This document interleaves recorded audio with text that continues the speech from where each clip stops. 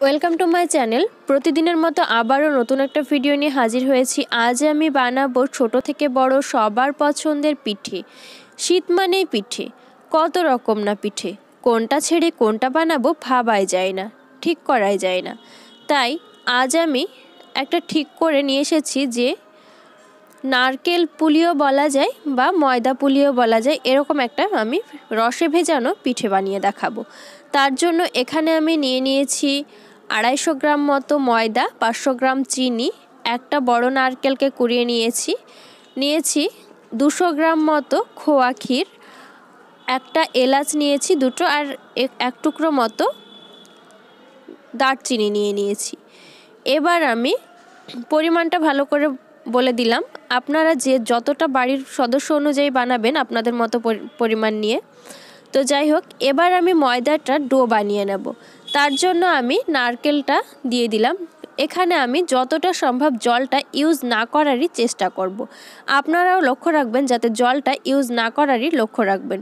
মানে নারকেল দিয়ে খুব ভালো করে ময়দাটা ভালোভাবে মেখে নেবেন। যদি না হয় তাহলে আমি যেমন খুব সামান্য জল দিয়ে ডোটা বানিয়ে নিচ্ছি, তেমনই খুব সামান্য একটু ধৈর্য ধরে ডোটা বানিয়ে নেবেন, দেখবেন ডোটা বানানো হয়ে যাবে। ডোটা বানিয়ে নিয়ে আমি প্রায় 15 মিনিট মতো রেখে দেব। অন্যদিকে আমি একটা গ্রেটারের সাহায্যে খোয়া ক্ষীরটা ভালোভাবে গ্রেট করে নেব। এই খোয়া ক্ষীরটা আমি পুর হিসেবে ইউজ করব। আমি কিন্তু খোয়া ক্ষীরটাতে কোনো কিছু মিক্সড করছি না, রেখে দিলাম। অন্যদিকে আমি শিরা বানাবো, তার জন্য একটা পাত্র নিয়েছি। এতে মেজারমেন্ট কাপের আমি 4 কাপ মতো জল দিয়ে দিচ্ছি। জলটা যতক্ষণ গরম হচ্ছে তার আগে বলি, আমার রেসিপিটা যদি ভালো লাগে অবশ্যই লাইক করবেন, কমেন্ট বক্সে জানাবেন। আরও নতুন নতুন রেসিপি পেতে ও আমার চ্যানেলটিকে এগিয়ে নিয়ে যাওয়ার জন্য প্লিজ সাবস্ক্রাইব করবেন ও পাশে থাকা বেল আইকনটা অবশ্যই ক্লিক করবেন, তাহলে সমস্ত রান্নার আপডেট আপনি সবার আগে পাবেন। জল দেওয়া হয়ে গেছে। এবার আমি 500 গ্রাম চিনিটাও দিয়ে দিলাম। তাতে আমি 2টো এলাচ আর এক টুকরো মতো দারচিনি ফাটিয়ে আমি দিয়ে দিচ্ছি। মাঝে মাঝে আমি নাড়াচাড়া করে নেব। শিরাটা হওয়া পর্যন্ত অপেক্ষা করছি। কথা দিচ্ছি ছোট থেকে বড় সবাই পছন্দ করবে। একবার আপনারা ট্রাই করে দেখবেন, আমি যেইভাবে বানিয়েছি সেম সেইভাবেই বানাবেন।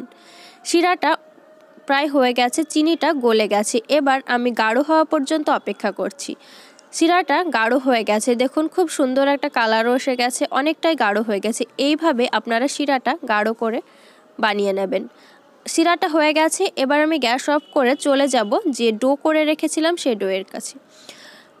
ডোটা নিয়ে নিয়েছি, তার পাশে আমি কিছু ময়দা নিয়ে নিয়েছি। ময়দা দিয়ে আমি একটা বড় করে রুটি বেলে নেব। তারপর আমি সেই রুটি থেকে টুকরো টুকরো করে পুলির জন্য, পিঠের জন্য আমি একটু একটু করে আবারও লেচি কেটে নেব। আটা দিয়ে আমি খুব ভালো করে রুটিটা বেলে নিয়ে ফিরে এলাম।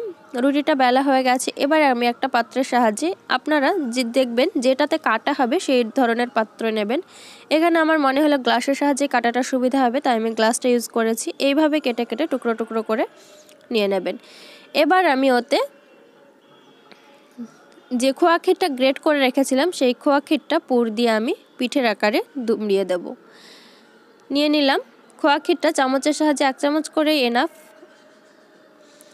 এবার আমি যেভাবে দুমড়িয়ে দিচ্ছি সেইভাবেই, আপনারা যদি চান যে একটু ডিজাইন করে দেব অবশ্যই দিতে পারেন, কোনো অসুবিধা নেই।